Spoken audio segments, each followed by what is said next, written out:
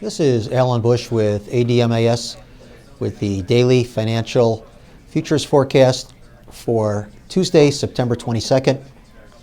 In the stock index futures, we are seeing prices sharply lower.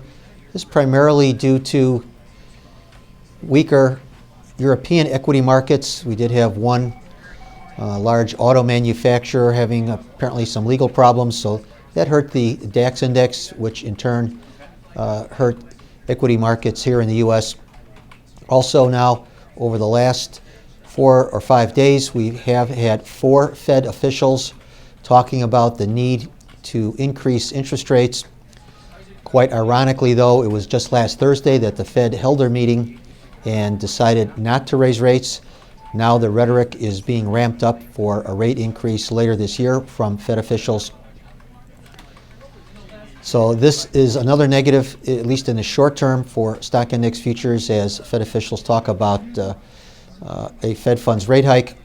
However, we feel that this is probably the only tool that the Fed is employing right now, and that is to talk up the economy and talk up the need for a rate increase. I think traders will probably see that the Fed is not going to raise rates anytime soon.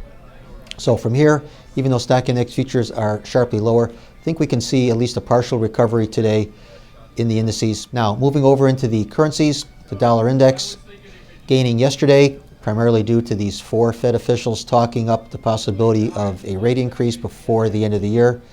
Some follow-through strength today with one of those officials yesterday making those hawkish comments. However, I'm inclined to believe that we will see some profit taking in the dollar index later today. So look for a good portion of these gains in the dollar to be given back in the afternoon trade. The pound trading lower after the UK budget deficit, showing its largest deficit in August over the last 3 years.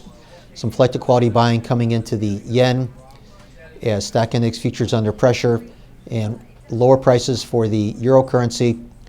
This due to ideas that the ECB will shortly ramp up their quantitative easing program at one of the next ECB policy meetings. Now, moving over to the interest rate markets, good gains, especially at the long end, with flight to quality buying coming in light of lower equity prices and lower commodity prices. However, if we're right that the stock index futures will see at least some recovery later this afternoon, I think that the Treasury futures market will start to give back some of the gains.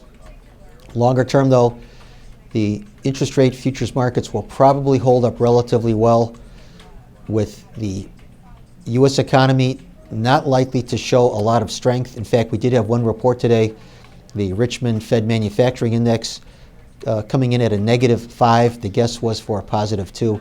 So I would expect economic reports over the near term to come in on balance weaker than expected.